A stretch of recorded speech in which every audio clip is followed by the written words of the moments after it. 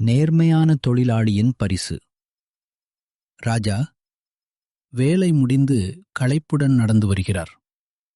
Singapore வெயில்ல வேலை செஞ்சு ரொம்ப களைப்பா இருக்கு. சீக்கிரம் ரூமுக்கு போய் தூங்கணும். பேருந்து நிறுத்தத்திற்கு அருகில் தரையில் ஒரு பளபளப்பான பர்ஸ் கிடப்பதை காண்கிறார். அதை எடுக்கிறார். என்னது இது? ஒரு பர்ஸ். இதுல நிறைய பணம் இருக்கே. யாருதுன்னு தெரியலையே.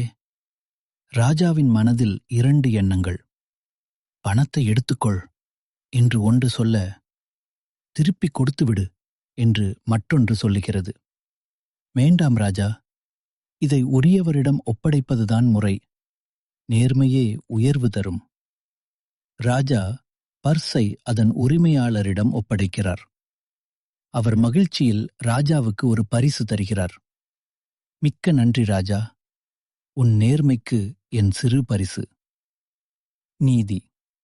கடின உழைப்பு பணத்தை தரும். ஆனால் நேர்மை மரியாதையையும் அதிர்ஷ்டத்தையும் தரும்.